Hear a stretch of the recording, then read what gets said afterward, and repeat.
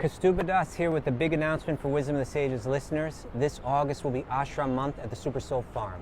Simple ashram living, rising early, morning kirtan, yoga and pranayama, healthy vegan and vegetarian meals, farm seva and being immersed in nature, and then gathering in the evenings for kirtan and readings. Plus, each week we'll have a lead presenter teaching a different facet of the philosophy and lifestyle of Bhakti Yoga.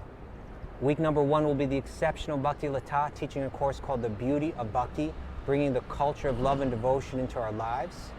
Week number 2 is my brother from another mother, Raghunath, teaching Falling in Love with Divinity, the Bhakti Yogi's method for opening the heart. And week number 3 is myself with a course called Following the Path, examining the history and teachings of Bhakti Yoga. You can come for 1, 2, or all 3 weeks, and the pricing is by donation. For more dates and information, go to wisdomthesages.com/events. Peace. Live from New York City, this is Wisdom of the Sages, and today I'm your host, Kastuba Das. Raghunath is running around Europe, touring with a hardcore band, Youth to Today. He's screaming his head off every night and traveling like crazy during the day. So he couldn't make it today. But we have our special guest. We're bringing him back, our dear friend and super qualified Bhakti Yogi in so many ways, Sri Prahlad. Sri Prahlad, welcome to the show. Thanks, Kastuba. Great to be here. Always wonderful to have you here. Today's our question and answer day, Q&A, so we're going to be answering some questions. But before we do, let's check in with Mara. Mara, we see you in the kitchen. Yeah. And you got a special thing going on today, don't you? Yeah, we're making a lunch. It's for a 101st birthday party. Amazing. Yeah. And you did the 100th birthday party last year? I did, yeah. So you must have done a good job. If a 100-year-old person says that catering was good, they probably had a lot of catering in their life, and they know. Probably. So hopefully it'll be good again today. Okay. We have a Bhakti Recovery Group meeting today at 9:30. And then do you want to announce tomorrow's guest? And oh, yeah.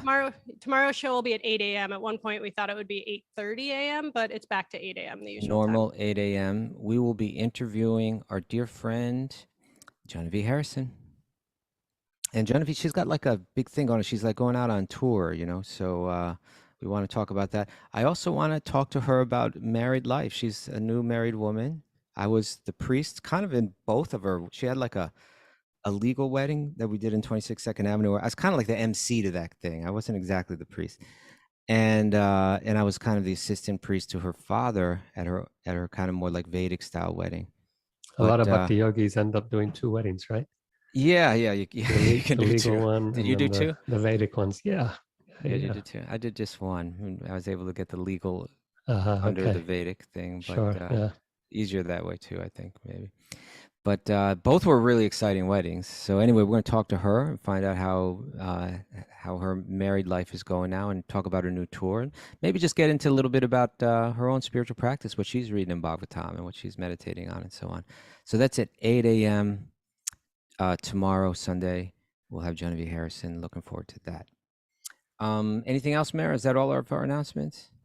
I think that's it. If people have questions that they want to submit for our Q&A day, they can email them to me at wisdomofthesages108@gmail.com. Okay. And let me just give Sri Prahlad a proper introduction. He's got like this is a person with a long resume, This is like, Mara, he's one of these people that has accomplished a lot in life, He's different than the rest of us. Yeah, exactly. But Sri Prahlad grew up in the Hare Krishna community called New Govardhan, which is in Australia. It's like a beautiful farm, right? Absolutely. It's incredible. It's 1,000 acres. And 1,000 acres. It's 1,000 acres. That's like huge. I'm one of these guys that's not good with acres and all that, but like 1,000, like 100 acres is like a big piece of property. 1,000 acres, like it's a lot. Yeah, this is near to the Gold Coast. Okay. And it's in a valley called the Tweed Valley. Mm-hmm. And so you have the hills. It's a beautiful property. It stretches from the hills down to a river, the Tweed River at the bottom. Mm-hmm. And then that river is just 20 minutes away from the ocean, the Pacific Ocean. So it's really incredible. Mangoes and avocados and pineapples, and it's subtropical. Beautiful. Yeah, and it was a beautiful place to grow up. And yet at the age 9, you traveled to India, and there you studied in the Gurukulas, the ashrams, in both Vrindavan and in Mayapur. Correct. Yeah. So I'd heard about Vrindavan. I mean, we all grew up hearing about Vrindavan, of course, the place of Krishna's appearance and pastimes. And I heard a lot about the school as well, and I was looking for that more. You wanted to go I wanted that more, rich ashram experience in Vrindavan. as a 9-year-old. You're something like Karuna over here. You know, it's like, have you met Karuna? I saw Karuna earlier.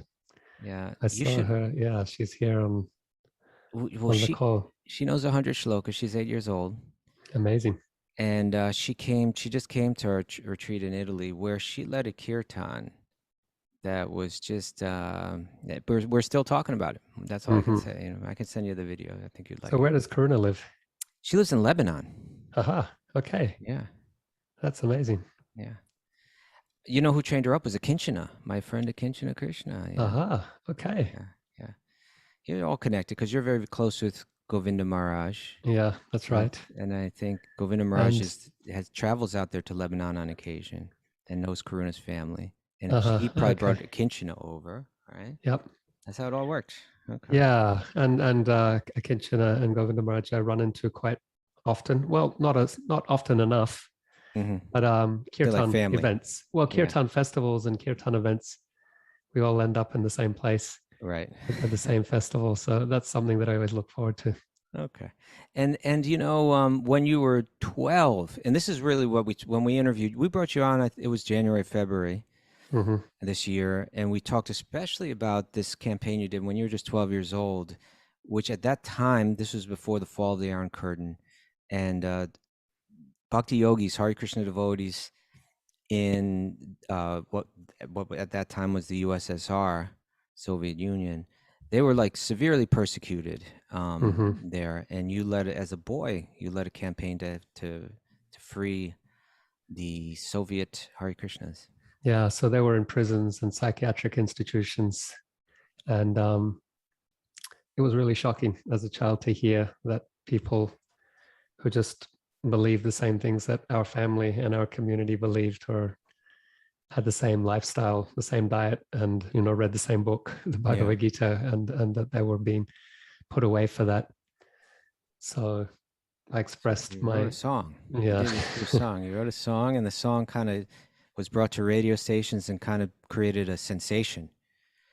And there's still videos of that, seeing you as a little boy singing. So it started as a letter, and then I thought if I turn it into a song, we can keep playing it on the airways, and people can keep hearing the message. Right. And it worked. At least it had at least it's partially responsible, right? Okay. Oh yeah, we were able to get through to the Australian Prime Minister who was visiting Moscow. And one of the issues he was going to raise was the plight of Soviet Jewish people. Oh yeah. And when I saw that, and I thought, well, he could also represent our cause as well. Why not? I saw it in the newspaper. Squeeze yourself in under that umbrella. Yeah. Okay. Yeah.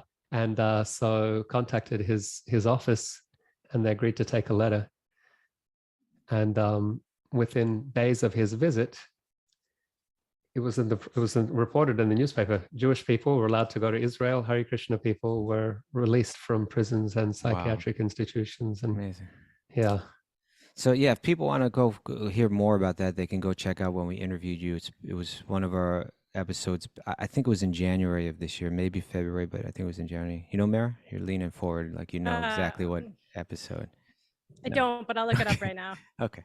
And then, currently Sri Prahlad is a professor in London of organizational studies. He's written a really interesting book on leadership principles from the Bhagavad Gita. It's called Leadership Lessons from the Bhagavad Gita. You can find that on Amazon and other places. But his name there is Ace Simpson. He's going by his legal name, Ace Simpson. Definitely worth checking out. And Sri Prahlad also teaches regularly online. People can, how would they find your Bhagavatam classes online? Yeah, it's Sri Prahlad on Facebook. So, Sri Prahlad on Facebook. Yeah, so SRIPRAHLADA. Okay. Yeah. So you can find them there. But today we're taking all our questions from one person. One person wrote a nice long letter. I was very touched by it and intrigued by it. And it had a whole list of questions. So we're just dealing with this one person's questions. But they had a lot to do with culture. It's coming from an Indian person. quite a few of the questions are kind of relate to Hindu or Vedic culture, I suppose you could say, Bhakti culture. And I thought, we didn't have Raghunath here, but I thought, Sri Prahlad is a person. I think your upbringing in life is so unique that we mentioned that as a 9-year-old, you went and you were trained in the ashrams in India. So and that meant like a really in-depth cultural experience, especially when you think of that Mayapur Gurukula, where it's kind of like you're growing up in the Vedic culture. It's almost like stepping back in time. Yeah, so I was in Vrindavan for a year, and then I visited Mayapur. And when I saw the school there, that they're living in grass huts on the bank of the Ganges with earth floors, and they're performing fire sacrifices morning and evening, chanting mantras. I said that's actually what I was looking for. The full culture. I got permission to transfer to the school in Mayapur. You really just knew what you wanted from a young age and just said, "Hey, this is what I want to do." Right? I was a seeker. Yeah, you were a seeker. And but I also think you were, different sannyasis kind of took you under their wing in certain ways. Different, really cultured, people from the Bhakti tradition. You traveled to all the holy places throughout India with them. You learned all the arts and so on. From a very young age. So I felt it would be really helpful to get your input on some of these questions too. You have a unique viewpoint, I think. Yeah, one of the questions is about Tirupati. So yeah, I can just tell you a little story about that. And that we when I was transferring from Vrindavan to Mayapur. Why don't you hold that? Let me read the beginning of the question, and then we'll get to Tirupati, and we'll get right into it. Okay. All right, great. So now this is a letter. It's coming from someone named Suv, S-U-V, Suv, which sounds like it's short for, I don't know, Suvarna, I'm not sure. Any thoughts? Any ideas? Suvarna, yeah, that would work. Yeah. Suv. But this is coming from Suv via email, and she writes, I cannot thank you all enough for the daily dose of spiritual wisdom that I'm getting because of listening to the show. Yes, I'm one of the others. I listen to your show on YouTube while I'm preparing food for the family every morning. I'm a South Indian Brahmin and grew up in the Brahminical culture while living the city life in Mumbai. Not an unusual circumstance, right? A lot of, especially South Indian families end up in Mumbai. I've been fortunate to have been hearing and participating in various Vedic and festive rituals throughout. However, I could never connect the dots between this and the material life. I always thought that these are separate, but was struggling with the dualities of existence. Now, this is important, right? Because it's a rich culture, the Vedic culture, the yoga culture. It's full of ideas, and it's full of rituals, and it's full of customs and etiquette and so on.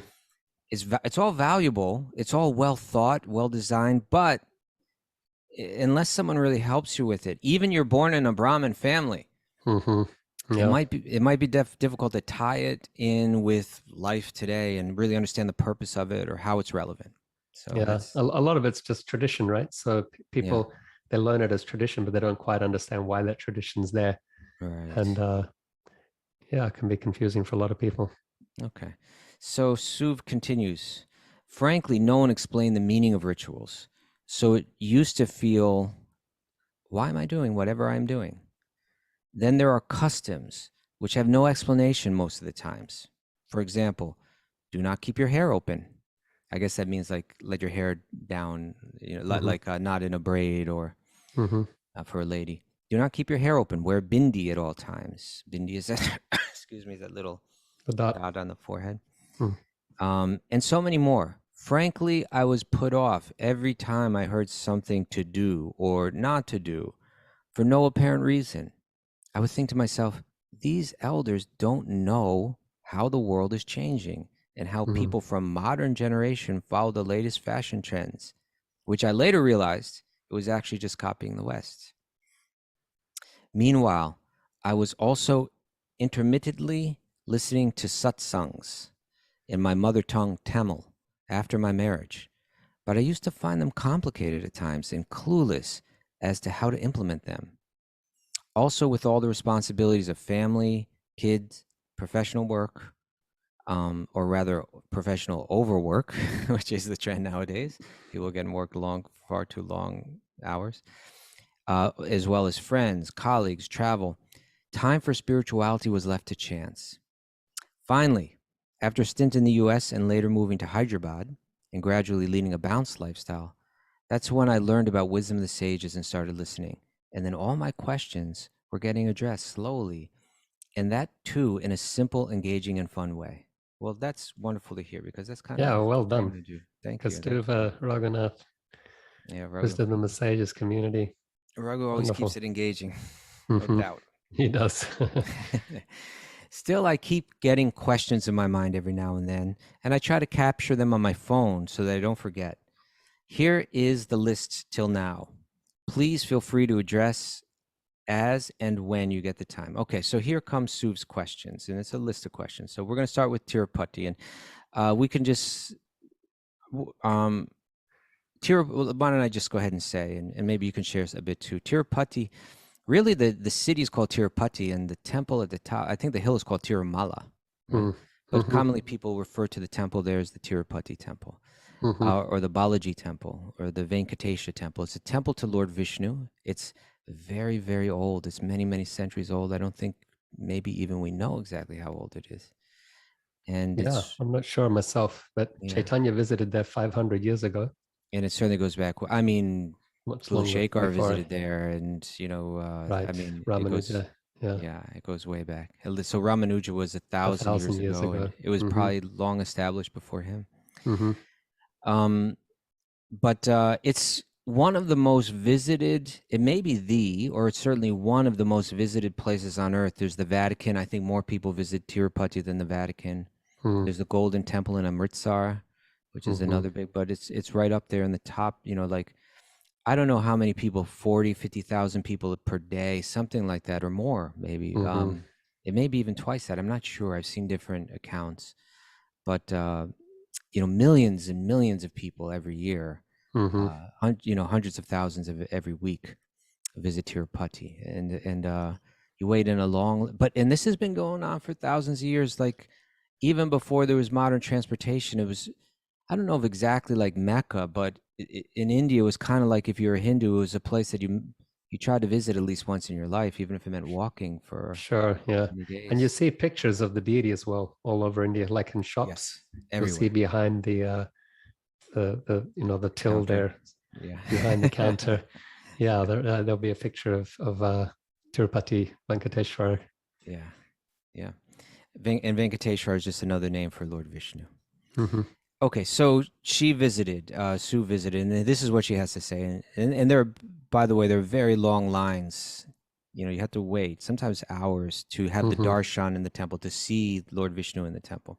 So I've been visiting Tirupati once every year since my birth.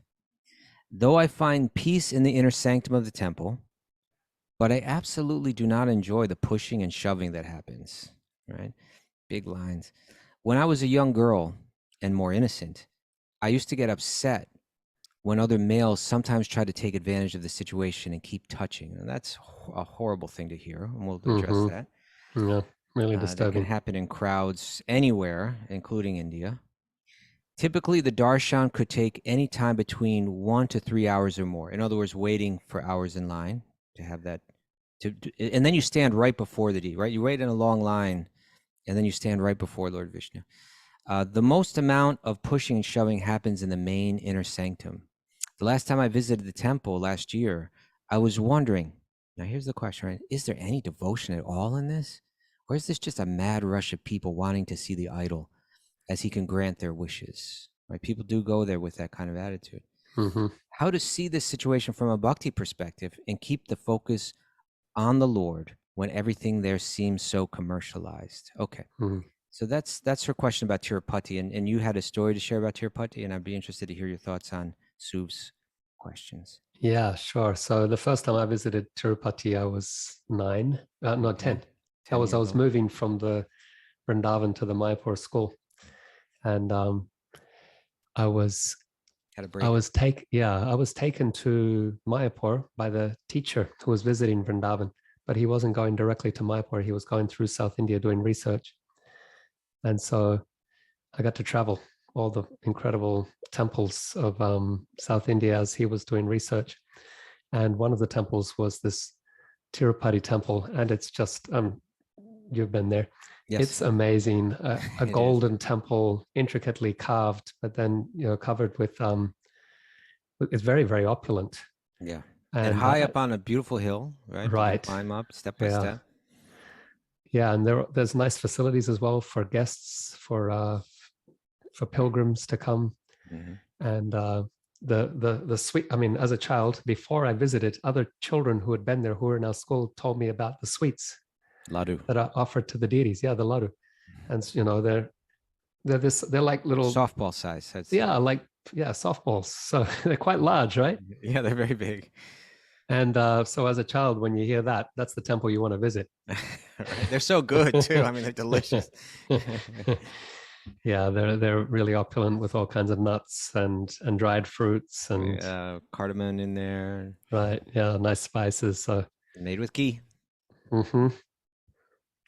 Yeah. So an amazing temple. But then this question, because the temple's so opulent, I think that's also why people go there with those material desires, because they know that Venkateshwara is very wealthy, so they hope they'll get blessings, right, to also be wealthy. So yeah, do you want to start on this, Kastuba? Well, let's start with the thing that I found really disturbing. Was that she was saying, it's crowded. It's very crowded. You get jammed in with people for hours at a time. Like it's like being on a full subway in New York City or something like that. And it can go on for hours. And she said when I was a young girl, sometimes men would try to take advantage of that, and she said try to take advantage of the situation and keep touching, and and I can imagine that experiences like that lead her to the conclusion where she said, is there any devotion going on here at all? What is going on here? And first of all, let me say,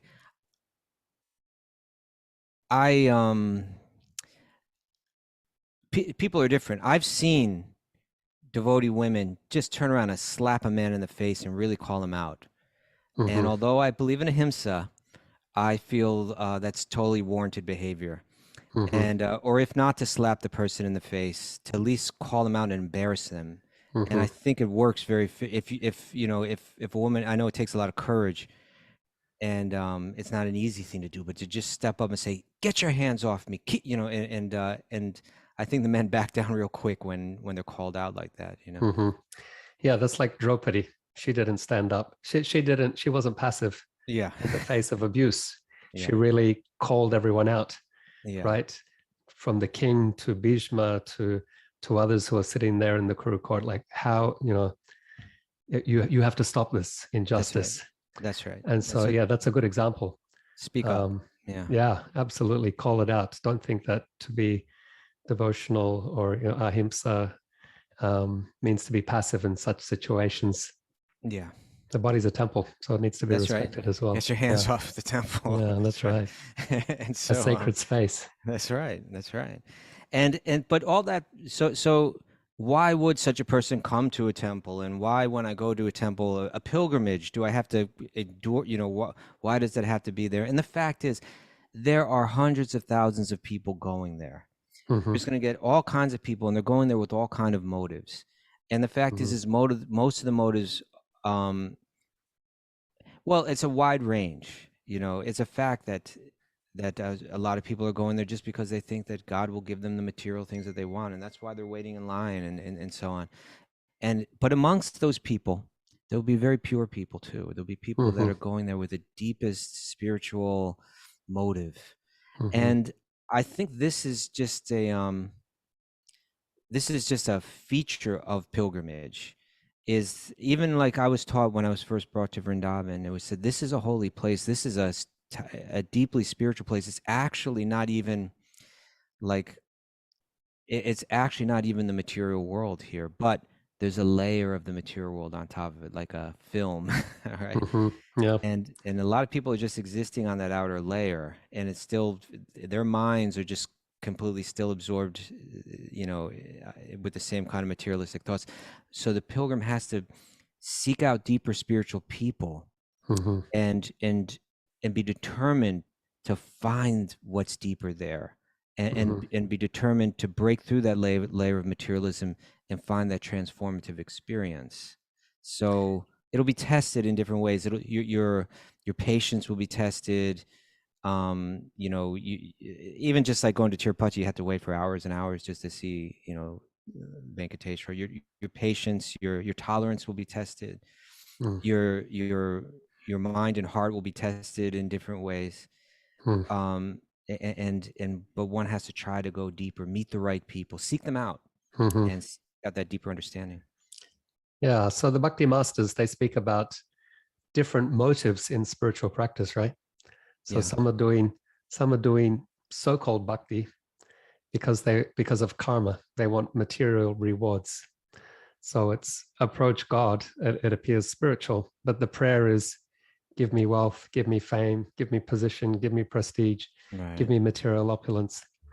And so technically, it's actually not bhakti. It may look like it externally, but it's not really classified technically as devotional. Because she's That's right. asking, is this bhakti? Yeah. And the answer, if that's the motive, then technically not. That's And then right. the other is that some are going and engaging in the practices, and they want salvation. It's free me from this struggles, free me from that distress, free me from material existence. Let me be, liberated from it all, from all suffering. And technically, that's not bhakti either. Right. So bhakti is the motive of love. Let me love you. Let me serve you. Let me feel, your love in my heart, and let everything that I do be an offering unto you. And so that's so it's not just the externals; it's also the internal. It's the heart. And so, as you were saying, in that audience, you're going to have that mix. They're all Yeah. going to be there, standing in line, and they're there for different reasons, and so their behaviors will be different as well. The qualities will be different. Yeah, it's like, say the next time you go to Tirupati, Suv, rather than just wait in line and then have your momentary darshan, because it's really only a few seconds, right? There's only like Mhm. thousands of people. They kind of move you along kind of quick. And saying your prayer, you could also spend time there. Like you could maybe seek out certain priests and say, who amongst the people here could I speak to answer my spiritual questions? I want to know about bhakti. Mhm. And just see where the Lord leads you. You still might find some disappointing experiences. It's very possible. You Mhm. keep trying, Mhm. until you find that person or those people. It might be the person you least expect, right? It Mhm. might not be the big priest. It might be one of the pilgrims himself that you connect with, that really has something important to share with you. Yeah. So don't be afraid to get creative, and if you have that desire in your heart, and you're willing to seek it out, special things, magic things can happen. Mm. Yeah. So the priests are, in the audience, in the line, there'll be people with lots of devotion in their hearts, and who's to be able to judge externally? But there will be some that really just it comes through, and your heart gets Yeah. touched, and that's the indicator of bhakti, when the heart is really moved, Mm. and you know that when it happens. There's that feeling that's awakened, and your own heart, your own love is awakened by Mm. hearing their chant or their prayer or their devotion, or just seeing their enthusiasm and eagerness. And yeah, maybe a priest, or it may be a sweeper, or it may be someone who's bought those ladus and is distributing them to others Yeah, as that's an right. offering. It's always Yeah. nice to see. So yeah, there'll be lots of devotion if you look around. Yeah. So it depends also where we focus our attention, right? That's right. I had an experience. Two experiences. The first time I went to Tirupati, it's a place that since I became a devotee, I always wanted to visit. Mm-hmm. And but I really only got my first chance after being a devotee for, I don't know, like 20 years or something like that, Mm. 15 or 20 years. And some friends of mine kind of set up a place for me to stay at the ISKCON temple there, and they informed them that I was coming. Mm-hmm. And the temple was kind enough to um, appoint someone to show me, to bring me up there. And there are a few details in terms of like your passport and this and that. They can kind of help you negotiate the whole experience with thousands and thousands of pilgrims more easily. Mm-hmm. And so this person was going to show me around, and it was a young man, a nice man, but the first thing he said was, "Okay, well, let's get in the car and drive up to the top."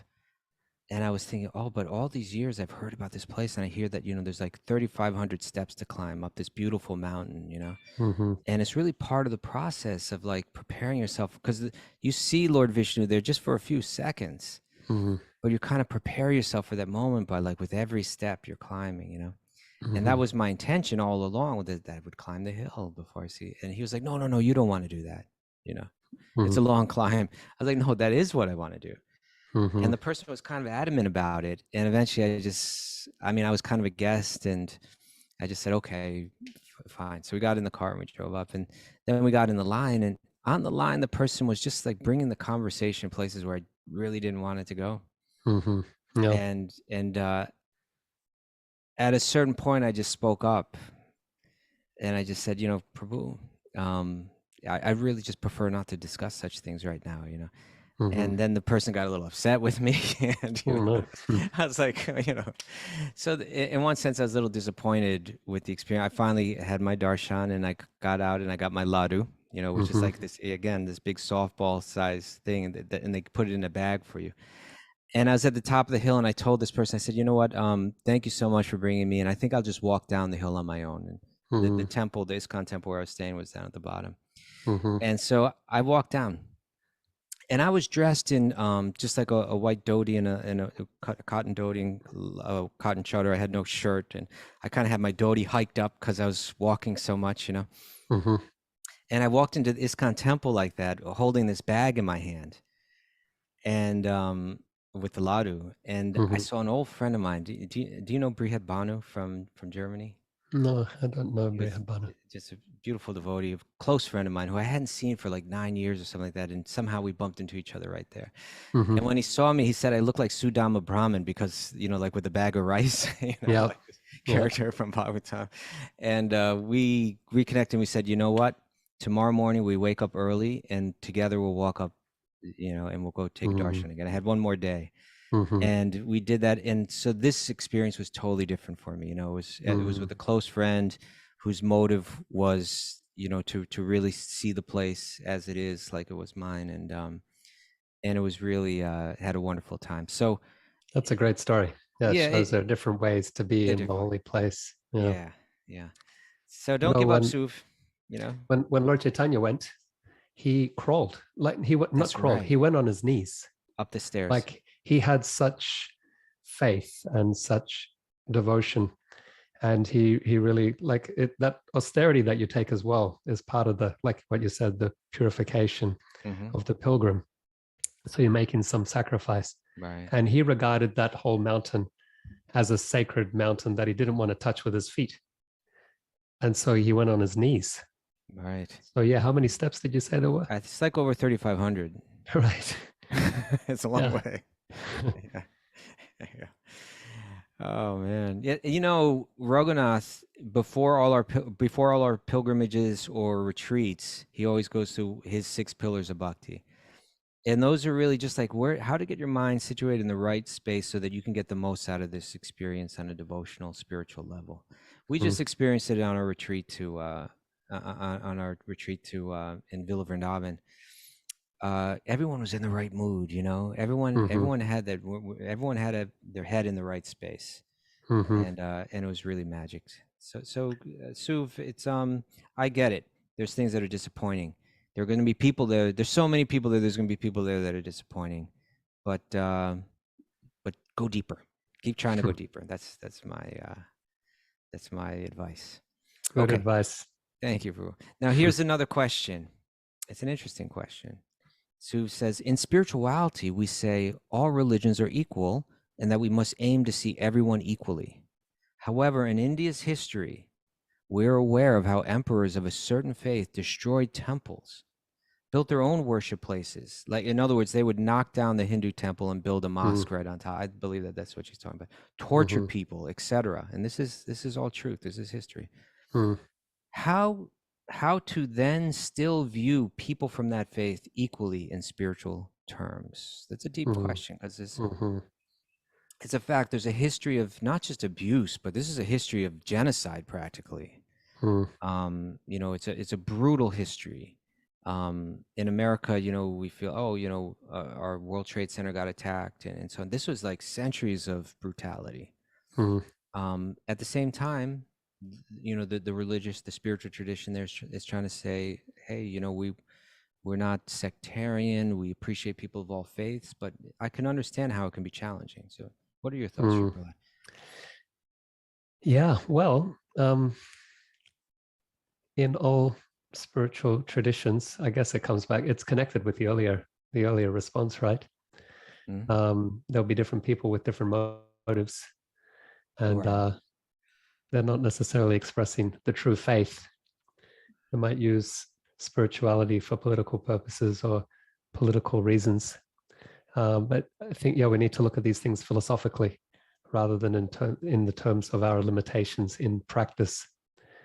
So philosophically, there's a principle of loving God, loving the divine, and where there is that love, we respect that. We call it bhakti. It may be in other traditions as well, Right. but we understand it to be bhakti, and the divine or God we understand to be one. And so in different traditions, we'll find, like, I'll find people in other traditions, I might see more bhakti than I'm able to express. And we need to honor that, right? We need to respect that. Yeah. So in any spiritual tradition, bhakti can be cultivated and it can be expressed. And bhakti is independent in that way. It's not sectarian, and it's not dependent on one particular institution or group of people. And so that's the principle of it. Now, in terms of our failings in application, there will be so many examples in all faith traditions as well. So it's looking at the deeper spiritual principle of it, and in that sense we say equal. The way that Sue phrased it, that, how does she say it? In spirituality, we say all religions are equal, and that we must aim to see everyone equally. I would maybe phrase it a little different, but it's that we see truth and appreciate it where it exists, right? And even some of these, even the different traditions, some of them may be more dynamic or more purely bhakti focused, and some less, and that's all okay. It's not necessarily that we see them all exactly equally, but the deeper spiritualist recognizes the same truth in so many different traditions, and not only recognizes it but appreciates it, honors it. And so I think that's the true spirituality that we're looking for. And the principle here, I think it's an essential idea. It's kind of a universal idea that wherever we see power, there's the potential for exploitation, right? And only when that power is accompanied by a deeper spiritual type of ethic, is that power engaged well rather than used to exploit or harm others. And that can happen whether we're talking about religion, whether we're talking about race, nationality, gender, economic, gradations. When one person has more power than the other, unless they're somewhat evolved, that power is likely to be used to harm another. Yeah, there are some phrases coming to mind. Power corrupts. Absolute power corrupts absolutely. They say that. And the other that I learned from, not a Vedic source, but from Superman, or was it his uncle, who said, "With great power comes great responsibility." Sure. And so, and so,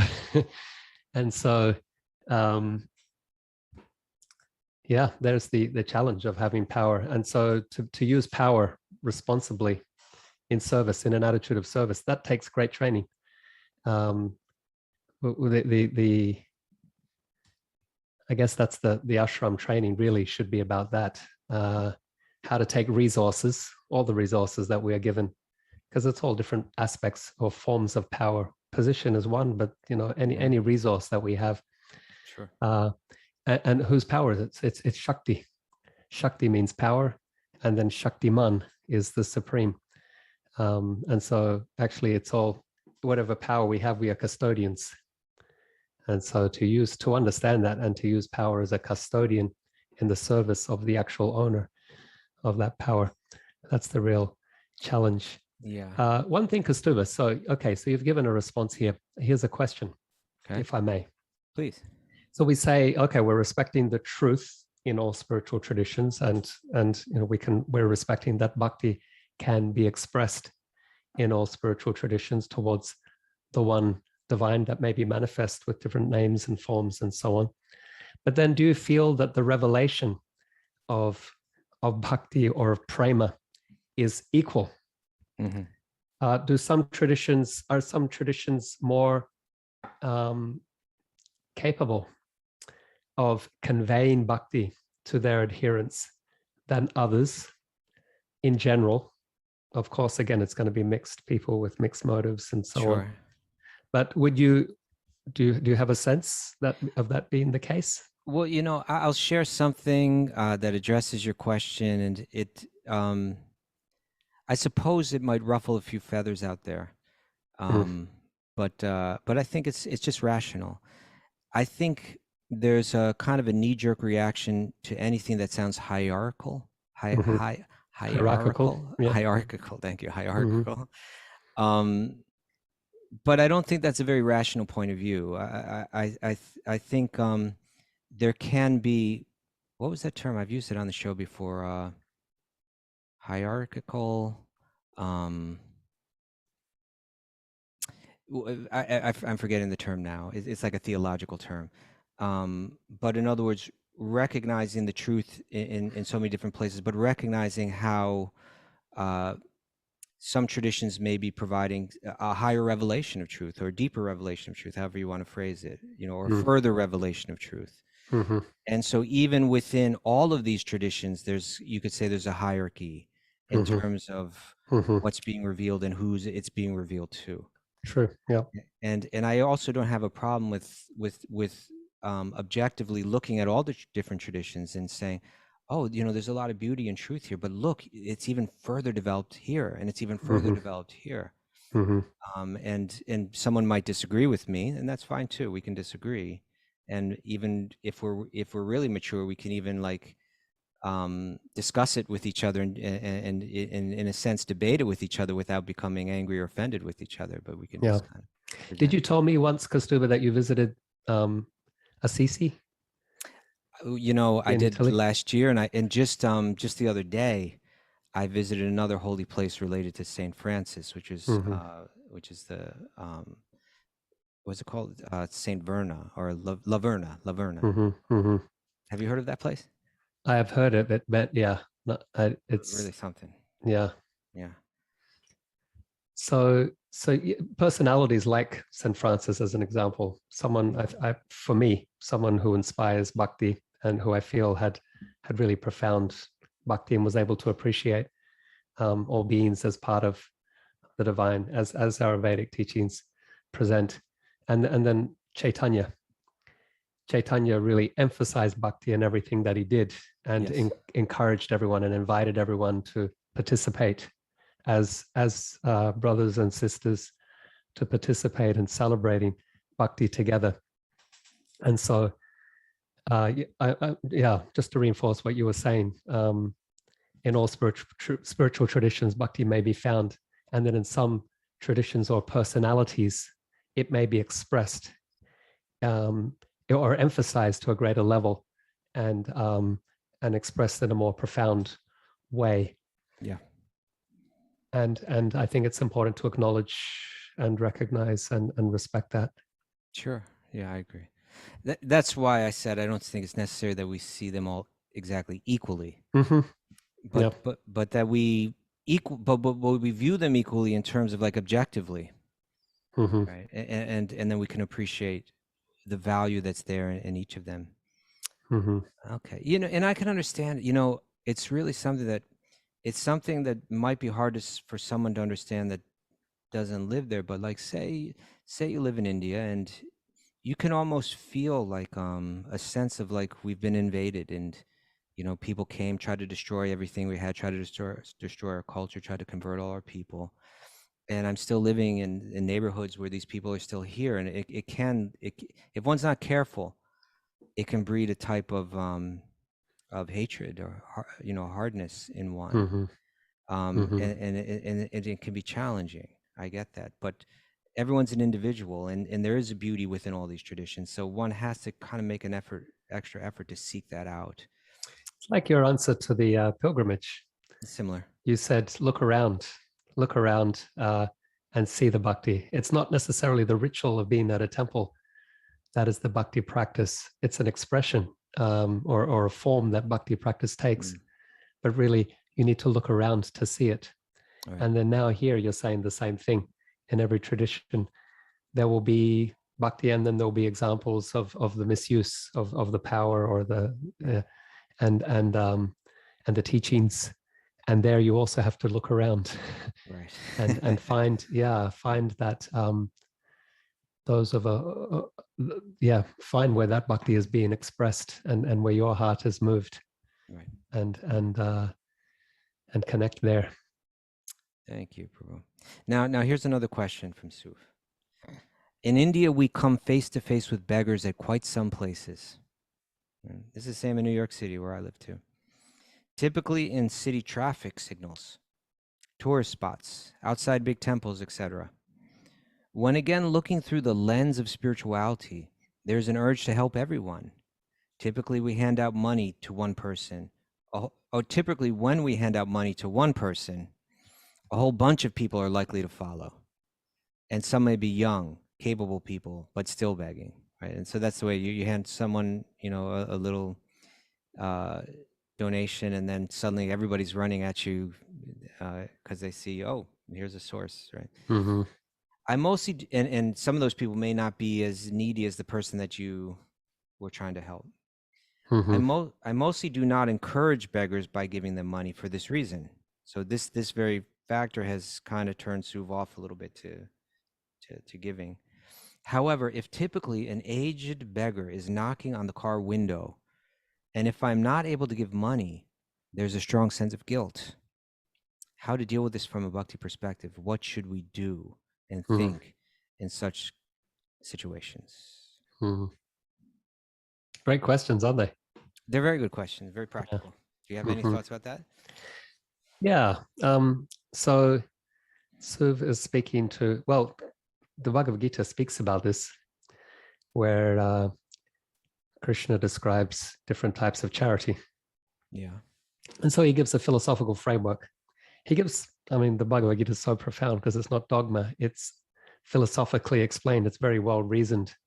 So even that question of, which faith is better.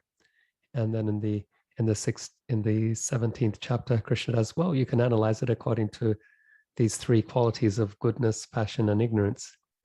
And so similarly with charity, he says you can analyze charity according to the motive with which the charity is given, and the qualification of the receiver, and the qualification or the motive of the giver.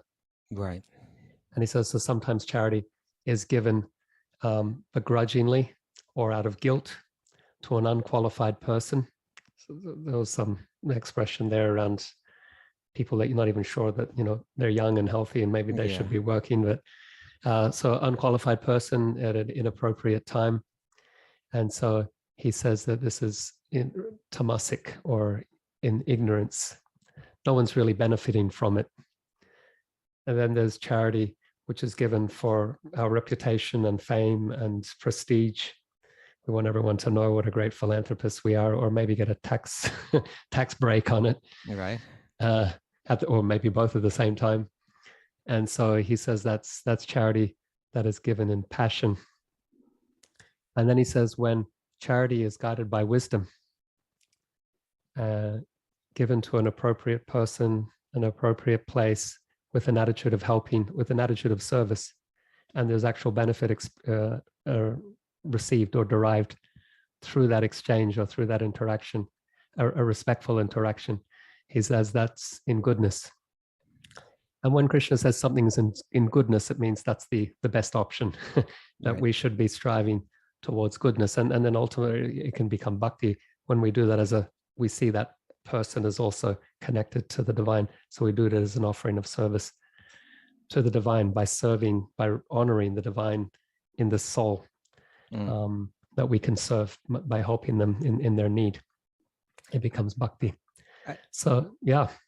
I like where you start and where the Gita starts, but the idea that there's two considerations here, right? There's a welfare of not just the person that's the beggar, but there's actually the welfare of the person that's being begged of, yourself in this case, right? Yeah. And so, honestly, I find this circumstance, being asked to help someone who is suffering. You're walking through life, and suddenly you find yourself in a situation where you're asked to help someone who is apparently suffering. That this moment, and it may be something that doesn't happen just rarely, it may be something that happens to you regularly or several times every day, depending on where you live. I actually welcome it in the sense that I would rather live in a world where I'm confronted with this than in a world that I kind of like sanitize myself from this kind of like crucial human interaction. And again, it's not just the welfare of the person that's receiving the donation, it's the welfare of the person who's choosing how to respond to the request. That's wonderful. Right. Yeah. Because I think it's a real testing point. And I'm not, and again, the Gita is saying, you know, like, we don't want to give charity to the wrong person who may misuse it. And that's like, as a New Yorker, when someone begs of me, particularly when I look at the person, I might get the impression this person is a drug addict.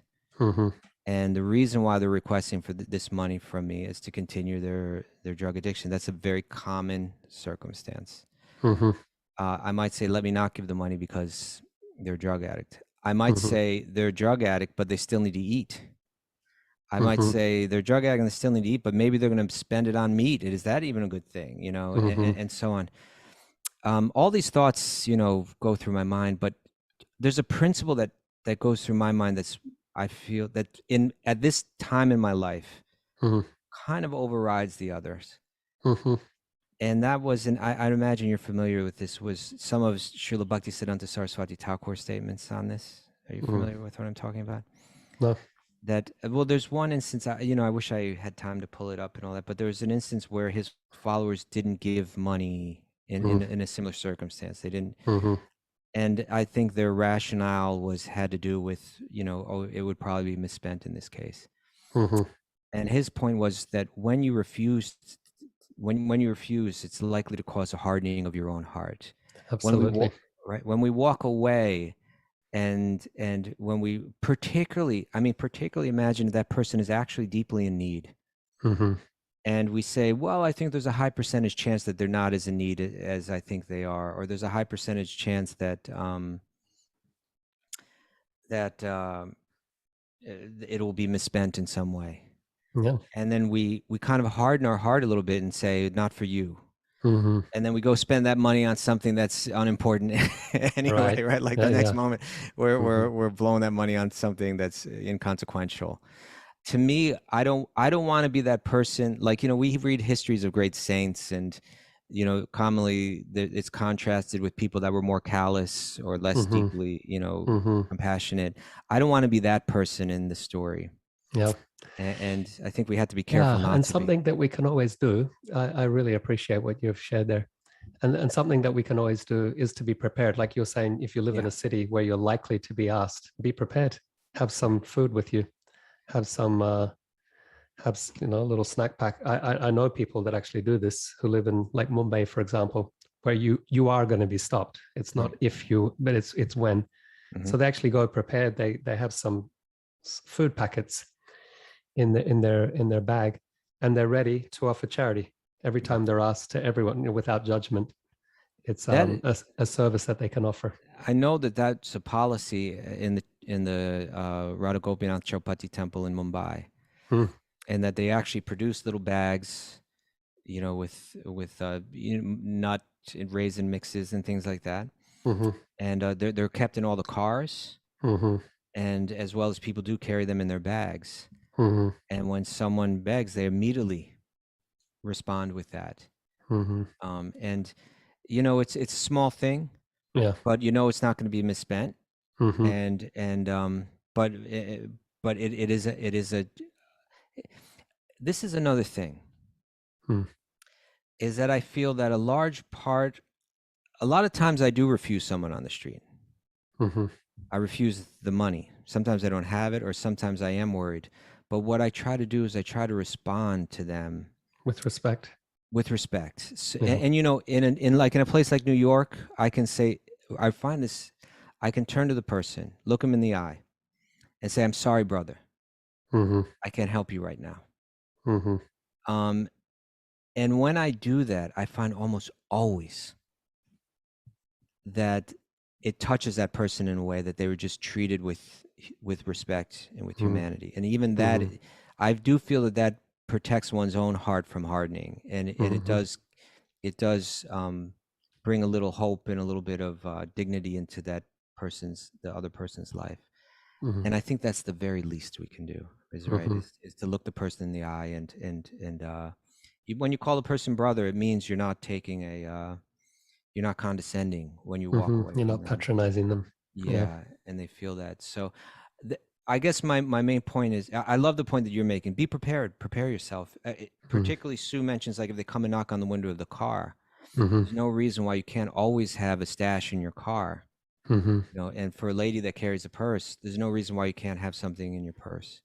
You go ahead and make that extra effort in life, and I think it's a beautiful gesture, and it does safeguard one's own heart from hardening, because bhakti is really about softening that heart.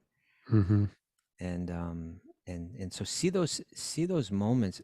I think ideally, where our philosophy goes is that we're seeing the soul within every living being. We're seeing the super soul, the Paramatma, within every living being. Yeah. One has to push the limits. One has to push their rationalization, go beyond it. Right? Oh, this is a person that doesn't really need it. Oh, this person is going to misspend this, and see God within the heart of that person, and see the soul within that person, and respond on some level that's a deeper level of compassion, a deeper level of humanity. If we're going to truly understand this more deeply, we have to, and those are tests. Those are tests, or we could say opportunities. Opportunities to deepen our spirituality, deepen our bhakti. Yeah, I love that perspective. And it's a real application of that principle of the Gita, seeing the priest, the cow, the elephant, the dog, the outcast, so-called, the priest, seeing them all equally as part of the divine, as spiritual beings, as Atman. And like you're saying, this is the test of it, or the opportunity to actually demonstrate that wisdom, because it says the pandita is samadarshi, sees everyone with that equal vision. Opportunity to be a pundit. We're out of time. Be wise. Yeah. Time just flew right by. I can't believe it. I know, and there were more questions here. We still got more questions from Sue. Maybe we can get to them next week. Yeah. Sri Prahlad, thank you so much for joining us. I really appreciate your coming here. I really appreciate you. And you know what else I appreciate is that you are moving to New York sometime soon, and to have you in our area is a real great blessing, and I'm looking forward to it. The appreciation's mutual, Kastura. So, thank you so much. Thank you. Thanks for inviting me. Again, everyone, we'll be back tomorrow at 8 a.m. Eastern Time to interview our dear friend, Genevieve Harrison, the ultra-talented, deeply devotional, spiritual, bright light in the world.